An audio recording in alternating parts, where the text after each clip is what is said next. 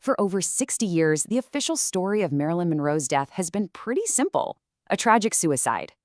But what if the truth about her final hours is one of Hollywood's most guarded secrets? So, on August 5th, 1962, this is the story the world was given. Official cause of death: acute barbiturate poisoning.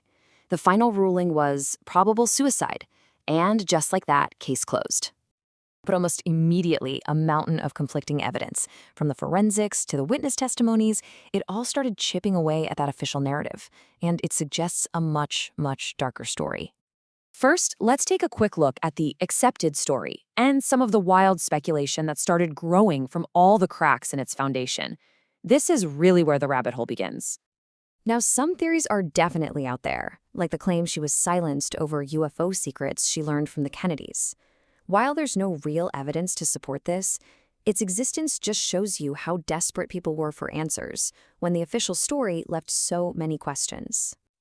But the most powerful challenge to the suicide ruling doesn't actually come from conspiracy theories.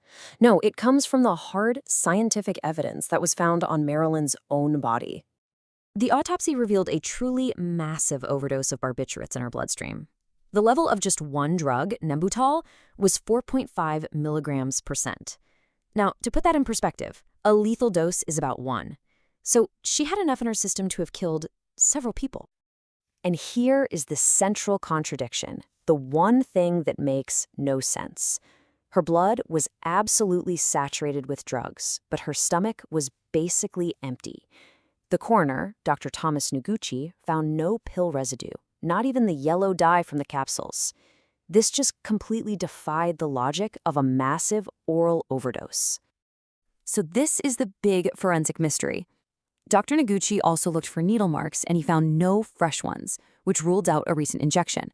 So if she didn't swallow the pills and she wasn't injected, how on earth did a lethal dose get into her system? Well, investigators landed on a pretty controversial theory.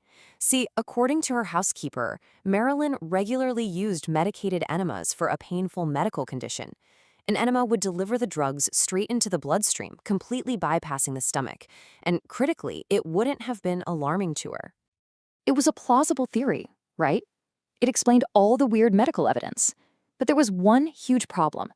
The official police inventory shows no enema kit was ever found at the scene. Not by her bed, not in the bathroom, not anywhere. The theory had absolutely no physical proof. Okay, so the physical evidence is confusing, but the witness testimonies? Well, that's where the official story really starts to fall apart. Based on the state of her body, the coroner estimated her time of death was somewhere between 8:30 and 10:30 p.m. But the key witnesses, her housekeeper and her psychiatrist, they claimed they only found her body at 3:30 in the morning. So why the 5 to 7 hour delay before the police were finally called at 4:25 a.m.?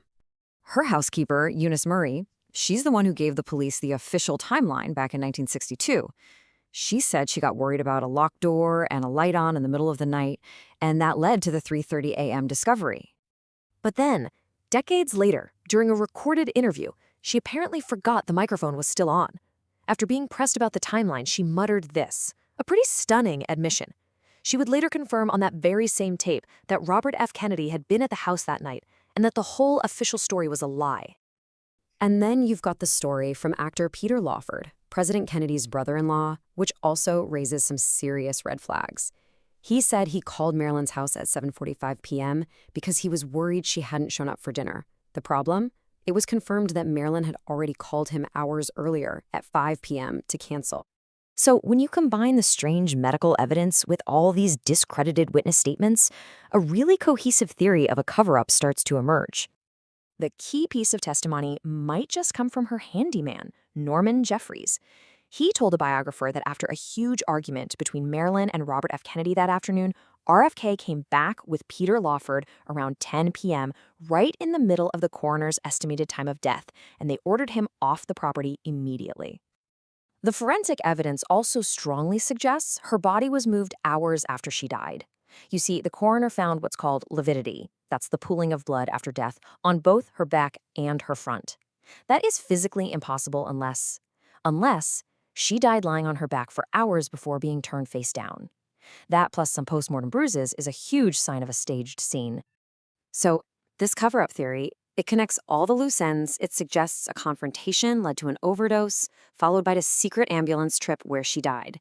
Then, to protect the Attorney General from a massive scandal, her body was brought back home and the scene was staged.